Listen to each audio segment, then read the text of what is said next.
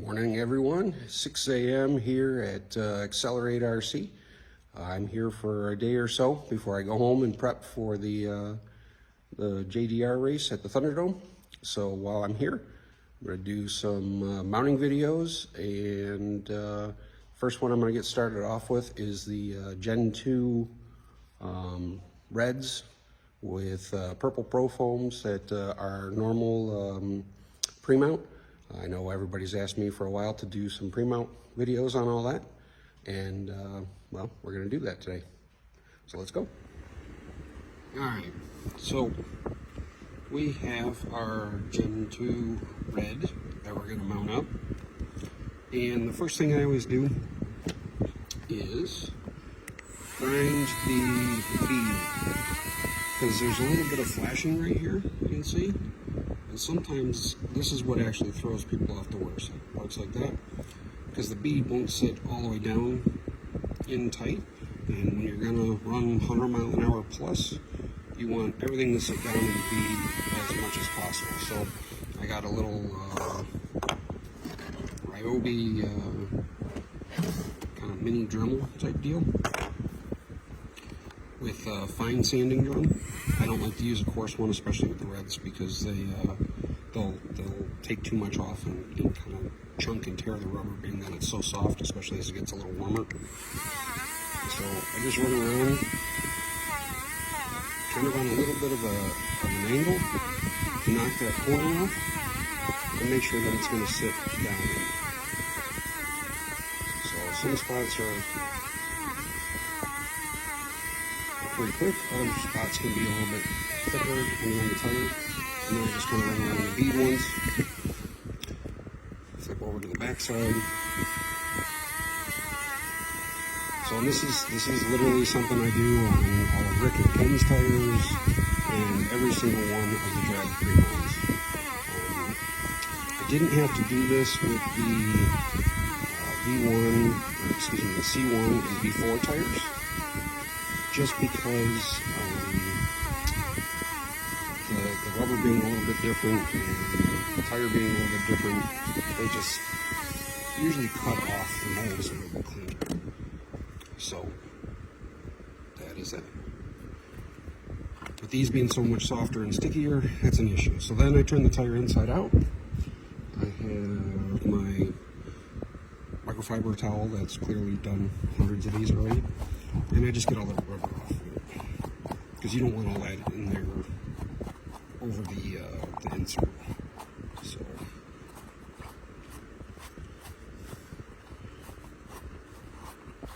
and I'll actually stop the video and do this properly, because I kind of have the camera in a funky setup right now. So, but once I clean it all off, I'll also do a quick check on the belt. Now there's one thing I want to mention. A lot of people look at this edge here and they see if there's any kind of separation there, they kind of freak out. That is 100% irrelevant, because as you can see even here, the tire is never in that position. So it's actually really bad to like bend this over, or kind of pinch this, because all you're doing is actually trying to tear the rubber off the belt right there. The tire is never in that position. It is always this way. Now I've actually taken these where this edge is, actually cut the overlap here and pulled it around about 2 or 3 millimeters, pulled it off, glued the tires, and we've run them just to see if that would be any kind of an issue, and it's not. Now, one of the things that we've done is our belt is extremely wide in the tire, which the factory doesn't like me very much for, but it's just to ensure that we have as little expansion from the edges of the tire as possible when they're running 100 and 105 miles an hour. So typically that's like the most important thing, is just to check the tire, make sure all that's good, get the beads clean, and if you see a little bit of separation right here, don't worry about it. It's irrelevant. Again, the tire's never in that position, the belt never gets tensioned off of it, in that way, so it's not going to matter. I'm going to shut this off for a second and brush this out, and then we'll move on to next. All right, so next, if there's any strings, this tire doesn't have any. We've gone to a little bit different process for cutting the belts, so that's why you can kind of see the discoloration there on the edge. So the factories worked with us really to try and eliminate a lot of the strings that you see in some of our tires that we used to have a lot of.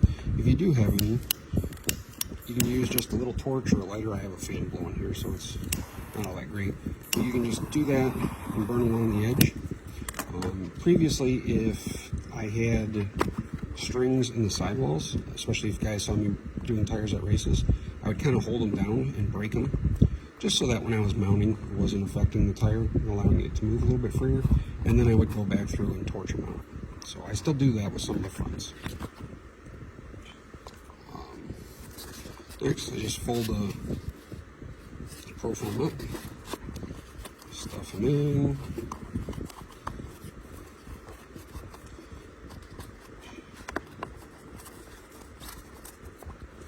And then we give them a quick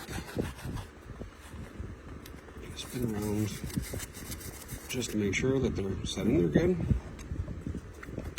Slide in the rim. Now I always push the back side of the rim in first. It doesn't really matter, but just my preference is I always push the back bead over the back bead flange and then set the front side in. Now, I don't use any sort of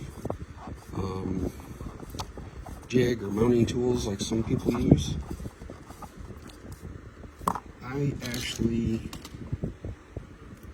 just use an associated tire balancer. And the reason for that is I can give the tire a spin and see how the bead looks. Now, ideally, I don't worry about the outer diameter as much spinning true, but I do worry about this chamfer right here. So I want to make sure that that is as true as possible so that the foam is sitting well and the sidewall is as square as possible when I go to glue this. Over a little bit. So I just get that pretty good from there.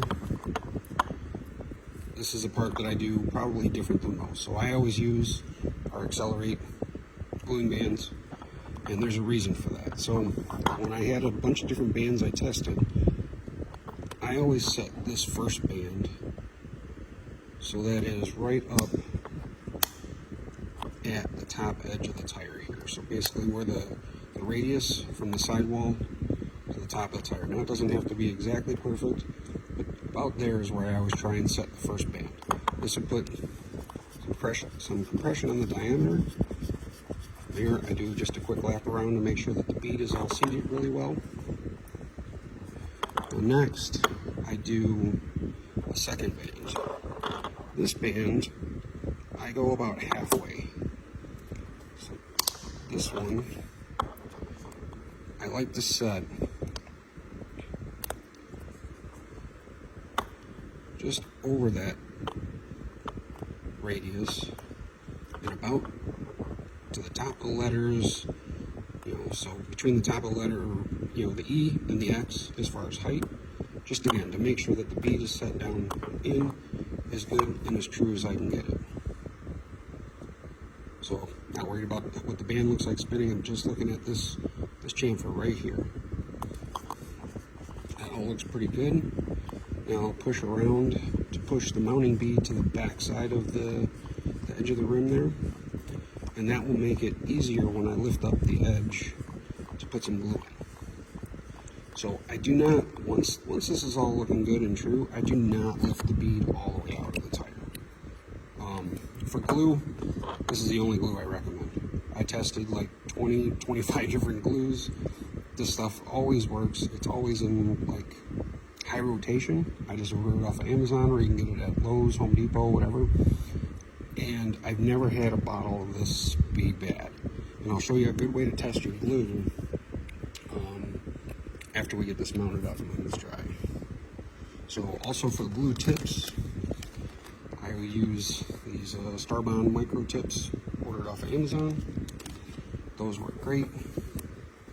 So when I'm gluing, I'm not trying to pull this all the way out. I just want to get it to where there's almost daylight right here. where some glue is going to get down underneath and then go in underneath and into the bead. It doesn't have to be a lot. You don't have to get that all the way down in there. It'll flow in there from compression anyway. So, and the nice part about this glue is that you can have some working time. So if something does get caught on an edge or you don't like the way that it sits, you can pull the bead back out. Now, it's not a lot of working time, but it's more than most glues. So for me, this is why I really prefer this glue. Again, just the working time and the way everything sits.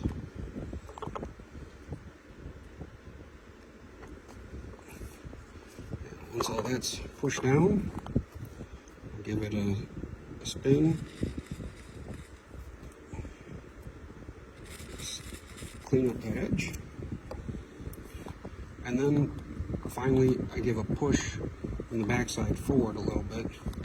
Just to make sure that it's totally set down. The bead looks good. And that one's good to go. So take this off, set it aside, we'll wait a few minutes, and I'll show you guys how I glue the backside. Depending on where these are glued, sometimes here in the shop, because it's pretty toasty, the glue dries a little bit more shiny. If I'm at my house in the basement where I normally glue all my stuff, because of the air conditioning and being cooler in that, the glue will dry a little bit more of like a frosted, or get a little bit of the white haze from it. But usually if you're in the heat, like with a fan and some airflow, the glue will still, dry up pretty shiny. So, be back in a minute. Alright, so this one, because of the humidity in here, frosted up a little bit. It's still kind of shiny, so you can see what I mean. A little bit warmer. The temperature and the humidity will definitely change the way that the glue cures up. Now this is the part I think a lot of people have issue with, is because the wheels that we have are wider than the tire, we intentionally stretch them to put a little preload in the sidewalls to help with the tires walking around at high speed and expansion. I'll show you guys in a future video a trick to mounting them on the backside here, but you have to cut the foam, so it allows you to get a little bit flatter contact patch, maybe for dry tire and things like that. So, but for the backside, I generally push the tire back to get the insert pressed over. And also, this is where you can tell your glue. So, you guys can't hear, but there's no popping or cracking. So this tire's been glued. With a lot of other glues, you'll immediately start hearing cracking or popping from that front edge as this glue bead, wants to start breaking because the glue is too hard. This glue's got a little bit of flex to it, so it really does allow the bead to work well and the tire to move around and not crack and degrade your mounting bead so bad. A lot of times, this is what makes tires fail, is that cracks, then you get a sharp edge, the tire moves around, and the glue actually starts cutting the tire down by the mounting bead. So this is why I always recommend the Loctite Professional Glue. So I'm going to set the back bead in, pulling this forward. I think you can see my hands are pretty destroyed, so I've actually started wearing gloves, even though I'm not for this video this time. But yeah, mounting a lot of these definitely does some damage to the hands. So let's see. Okay, so now from here, I'm actually going to do this one on the table because it's really hard with this camera position to do this.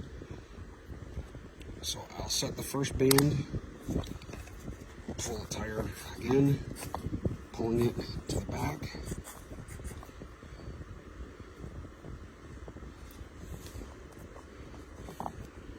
And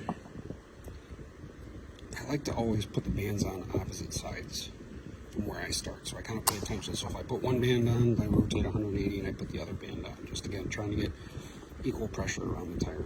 You push this mounting bead back,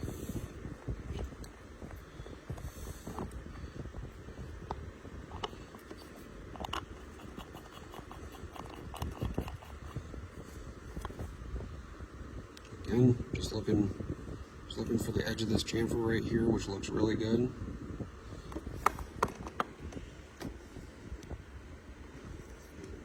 Clean a little bit of the dried glue off the tip, because while I was waiting for that one, I glued several others. Looks like 5 or 6 more. Same deal. I'm just going to pull this back. And again, this glue is slow enough to where you can take it and make sure that's pressed down in the bead very well. And again, because this glue takes a little bit to set up, it almost like acts like a lubricant to help get the mounting bead to slide down in to the rim better. So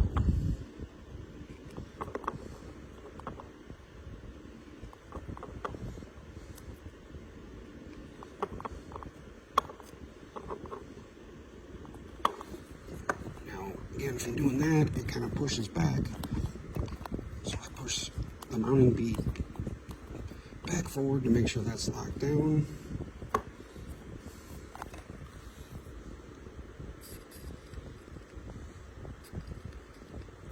Spin. Looks good. Push it in this spot a little bit more, just to make sure it's down and in. And that's pretty much it. So leave that sit for a few minutes and I'll be right back. See if it mounts up true. Alright, moment of truth. I always laugh because I'm usually like, when I'm at races and I've been gluing tires for Rick, Ken, other guys, 50% on the tire being really true, or like so-so. So how's this one turn out? It's pretty good. I'll take that. So once that actually gets scuffed in a little bit and run on the track, it'll actually be a really, really true and good tire. So now you guys see how I these are kind of the steps I go through with every single production pre-mount that I do. For the Gen 2s, I do a little bit different process with the fronts. Obviously, no bands is needed with those. You know, and then our World GT and F1 tires and that. So I'll make some other videos on those later on, but for now, good luck, have fun. Catch you guys later.